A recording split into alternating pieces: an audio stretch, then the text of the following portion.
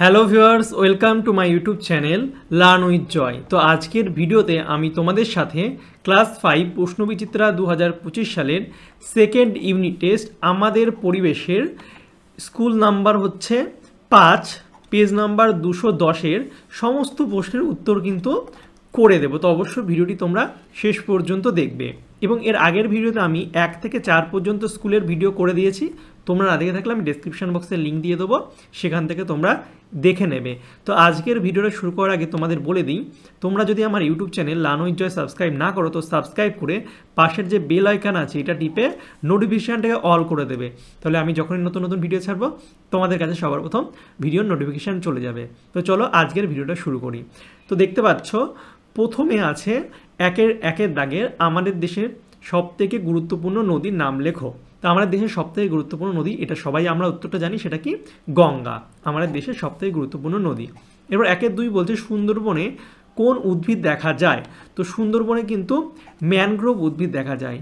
1-3 পশ্চিমবঙ্গের সবচেয়ে উঁচু পর্বতশৃঙ্গের নাম। খুবই ইম্পর্টেন্ট একটা প্রশ্ন, পশ্চিমবঙ্গের সবচেয়ে উঁচু পর্বতশৃঙ্গ সেটা হচ্ছে সান্দাকফু। এরপর 1-4 বলছে মালদার কোন আম বিখ্যাত। মালদায় হচ্ছে ফজলি আম বিখ্যাত। তোমরা দেখাচ্ছ একটু বড় হয়, খুবই টক হয় কাঁচা অবস্থায়, কিন্তু পাকলে খুবই দারুণ খেতে। এবার 1-5 বলছে সীতাভোগ ও মিহিদানা কোন জেলায় পাওয়া যায়। তো এটা বর্ধমান জেলায় পাওয়া যায়, সীতাভোগ আর মিহিদানা। এবার 1-6 বলছে পশ্চিমবঙ্গের একটি বন্দর শহরের নাম। বন্দর শহরের নাম হচ্ছে হলদিয়া, পশ্চিমবঙ্গে। এবার 1-7 বলছে রবীন্দ্রনাথ ঠাকুর কোথায় আশ্রম বিদ্যালয় প্রতিষ্ঠা করেন। তিনি হচ্ছেন বীরভূমের বোলপুর জেলায় হচ্ছে আশ্রম বিদ্যালয় প্রতিষ্ঠা করেন। 1-8 স্বাধীনতার জন্য লড়াই করেছিলেন এমন একজন মহিলার নাম লেখো। মহিলা হচ্ছে মাতঙ্গিনী হাজরা। এবার 1-9 নেতাজির জন্মদিন কোন তারিখে পালন করা হয়। তো জন্মদিন নেতাজির হচ্ছে 23শে জানুয়ারি কিন্তু পালন করা হয়। এবার 1-10 বলছে একজন আদিবাসী স্বাধীনতা সংগ্রামীর নাম। আমরা এটা সকলেই অনেকে মোটামুটি জানি যে বিরসা মুন্ডা হচ্ছে আদিবাসী সম্প্রদায়ের একজন স্বাধীনতা সংগ্রামী। এবার 1-11 বলছে বর্তমানে কোন মেশিনের সাহায্যে আমরা জমি চাষ করি। তো জমি চাষ করে আগে মানুষ গরু দিয়ে, নাঙল দিয়ে চাষ করতো, গরু দিয়ে। এখন কিন্তু মেশিন দিয়ে করে, সেটা হচ্ছে কি পাওয়ার টিলার। ঠিক আছে, এইরকম দেখতে মেশিন দেখবে, খুব ইজি হয়ে যায়, টাইমও বাঁচে, কষ্টও কম হয়, পাওয়ার টিলার বলে এগুলোকে। এবার 1-11 বলছে একটি সামুদ্রিক মাছের নাম লেখো। তো সামুদ্রিক মাছের নাম হচ্ছে সার্ডিন। দেখো সার্ডিনটা হচ্ছে, এইটা হচ্ছে সার্ডিন, অনেকটা ইলিশের মতোই দেখতে, কিন্তু সাইজে অনেক ছোটো হয়, তো সিমিলারিটি আছে। তো এইটা হচ্ছে সার্ডিন মাছ, ঠিক আছে, সামুদ্রিক একটা মাছ হলো। এবার দেখো নেক্সট হচ্ছে 2-1 দাগের বলছে ড্যাশ সালে চালের দাম 4 গুণ হয়েছিল। তো চালের দাম হচ্ছে 1966 সালে কিন্তু চালের দাম 4 গুণ হয়েছিল। 2-2 রাসায়নিক সার ব্যবহার করলে জমির ড্যাশ কমে যায়। অবশ্যই রাসায়নিক সার ব্যবহার করলে জমির উর্বরতা কমে যায়। 2-3 বলছে ড্যাশ দিয়ে বর্তমানে জমিতে চাষ করা। জমি তো একটু আগে দেখলাম পাওয়ার টিলার দিয়ে চাষ করা হয়, একই প্রশ্ন দুবার দিয়ে দিয়েছে। 2-4 বলছে ড্যাশ টেরাকোটার জন্য বিখ্যাত। ইম্পর্টেন্ট একটা প্রশ্ন, টেরাকোটার জন্য বিখ্যাত হচ্ছে কে? বাঁকুড়া। আর ডক্টর সর্বপল্লী রাধাকৃষ্ণনের জন্মদিন ড্যাশ হিসেবে পালন করা হয়। আমরা জানি ডক্টর সর্বপল্লী রাধাকৃষ্ণনের জন্মদিন 5ই সেপ্টেম্বর, ওই দিন কিন্তু শিক্ষক দিবস হিসেবে পালন করা হয়। এবং আমার বার্থডেও কিন্তু 5ই সেপ্টেম্বর, টিচার্স ডের দিন, ঠিক শিক্ষক দিবসের দিন। এরপর দেখো 2-6 বলছে তাঁতের শাড়ি তৈরি হয়। তাঁতের শাড়ি তৈরি হয় কোথায়? নদিয়া জেলার কিন্তু শান্তিপুরে তাঁতের শাড়ি বিখ্যাত। ঠিক আছে, নদিয়া জেলার শান্তিপুরে, আমার বাড়ির কাছেই। এরপরে নেক্সট দেখো, নেক্সট হচ্ছে 3-এর দাগেরগুলো করবো। 3-1 লাল মাটির অঞ্চলে বৃষ্টিপাত কি হয়। লাল যেহেতু মাটি, বৃষ্টিপাত কিন্তু ওখানে খুবই কম হয়, বাঁকুড়া ওইদিকে লাল মাটি। এরপর হচ্ছে বর্ধমান জেলায় চাষ ভালো হয়। বর্ধমান জেলায় গম, ধান নাকি পাট ভালো হয়। বর্ধমান জেলায় কিন্তু ধান চাষ খুব ভালো হয়। এবারে আনারস চাষ হয় পাহাড়ে, তরাই অঞ্চলে নাকি নোনা মাটিতে। তরাই অঞ্চলে হচ্ছে আনারস চাষ ভালো হয়। 3-4 সরপুরিয়া আমাদের এখানেই পাওয়া যায়, কৃষ্ণনগর, নদিয়া জেলাতে। ঠিক আছে, এরপরে আমাদের স্বাধীনতা দিবস 15ই আগস্ট নাকি 26শে জানুয়ারি নাকি হচ্ছে 2 অক্টোবর পালন করে। সকলেই আমরা জানি 15ই আগস্ট স্বাধীনতা দিবস। 3-6 বলছে রেলের ইঞ্জিন তৈরি হয় কোথায়। রেলের ইঞ্জিন তৈরি হয় হচ্ছে চিত্তরঞ্জনে।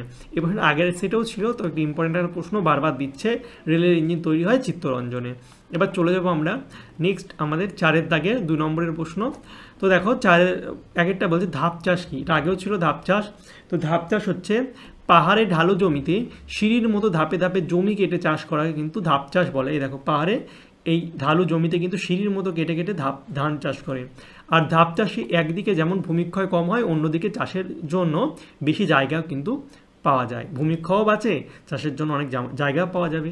এরপর দেখো 4-এর 2-এরটা বলছে কয়েকটি লুপ্তপ্রায় মাছের নাম। তো লুপ্তপ্রায় মাছ সরপুঁটি, খরশুলা, ন্যাদোস, শোল, শাল, বোয়াল ইত্যাদি হলো লুপ্তপ্রায় মাছ। তো এগুলো ভালো করে পড়বে। এরপর দেখো 4-এর 3 বলছে চা চাষের জন্য কী রকম আবহাওয়া প্রয়োজন। তো চা চাষের জন্য কিন্তু জল দাঁড়ায় না এমন ঢালু জমি কিন্তু লাগে। এছাড়া আবহাওয়া ঠান্ডা থাকা দরকার আছে। তরাইয়ের একটি বিরাট অঞ্চল পর্বতের পাদদেশে থেকে সমতল ভূমি পর্যন্ত ঢালু, যেখানে জল দাঁড়ায় না আবার খুব গরমও না। এই আবহাওয়া চা চাষ খুব ভালো হয়। ঠিক আছে, যেখানে জল দাঁড়ায় না, ঠান্ডাও আছে, জল দাঁড়ায় না। এই প্রশ্নটা ঘুরেও দিতে পারে যে তরাইয়ের পার্বত্য অঞ্চলে চা চাষ কেন ভালো হয়, প্রশ্নটা ঘুরিয়েও দিয়ে দিতে পারে, তোমরা ভালো করে পড়বে। এরপর 4-এর 4-টা করবো। 4-এর 4 জৈব সার বলতে কী বোঝো। তো জৈব সার হচ্ছে জীব দেহাবশেষ বা জীবের বর্জ্য পদার্থ পচনের ফলে যে সার তৈরি হয়, অর্থাৎ জীবের দেহ পচে গিয়ে সেটা সারে পরিণত হচ্ছে অনেকদিন থাকার ফলে, সেটাকে জৈব সার বলে। যেমন গোবর সার, যেমন দেখো আবার গোবরটা পচে সার তৈরি হয়, খুবই একটা ভালো সার গোবর সার। ঠিক আছে, এরপর 4-এর 5-এরটা করবো। স্বাধীন ভারতের প্রথম প্রধানমন্ত্রী, এটা আগেও ছিল, জওহরলাল নেহরু স্বাধীন ভারতের প্রথম প্রধানমন্ত্রী, এবং তার জন্মদিনে কিন্তু আমরা কি পালন করি, শিশু দিবস পালন করি। জওহরলাল নেহরুর জন্মদিন আমরা শিশু দিবস পালন করি। এরপর হচ্ছে 4-এর 6 কবে পরিবেশ দিবস পালন হয়, 5ই জুন। এটা আগেও দেখেছি, 5ই জুন পরিবেশ দিবস।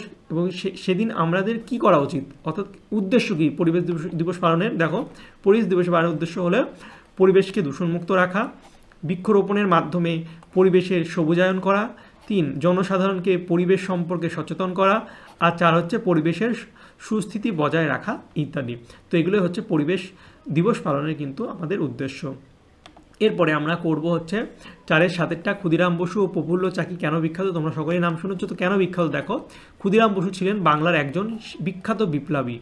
কলকাতার চিফ প্রেসিডেন্ট ম্যাজিস্ট্রেট কিংসফোর্ড ছিলেন খুব অত্যাচারী। তিনি বাংলার বিপ্লবীদের ভয়ে মজফরপুরে যান।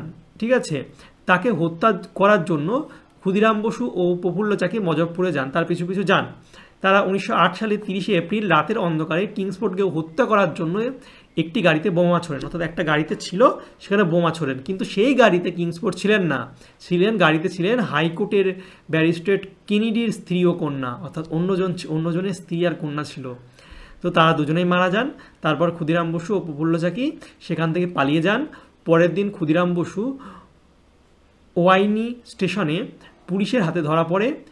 বিচারে তার কিন্তু ফাঁসির আদেশ হয়, খুব কম বয়সে তার ফাঁসি হয়। এই জন্য কিন্তু ক্ষুদিরাম বসু আর প্রফুল্ল চাকি বিখ্যাত। এটা হচ্ছে ক্ষুদিরাম বসু আর ইনি হচ্ছেন প্রফুল্ল চাকি। ঠিক আছে, ছবিগুলো তোমরা দেখে নাও। এইগুলো দেখলেও পড়লেও কিন্তু গায়ে একটা কাঁটা দিচ্ছে, আমার গায়ে কিন্তু এখন কাঁটা দিচ্ছে। ঠিক আছে, খুব ইমোশনাল জিনিস এগুলো। এরপরে দেখো, এরপর 4-এর 8 হচ্ছে উত্তর দিনাজপুর জেলায় কোন কোন ফসলের ভালো চাষ হয়। উত্তর দিনাজপুর দেখো, উত্তর দিনাজপুর ধান, পাট, গম, বাদাম, আখ, লিচু, আখ, শাকসবজি এগুলো কিন্তু খুব ভালো চাষ হয়।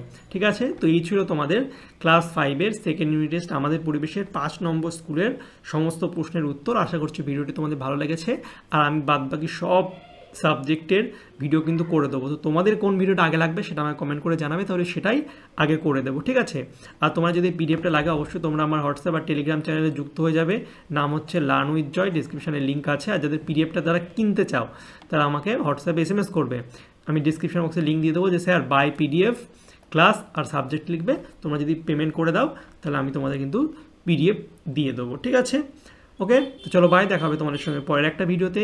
Thank you for watching my videos.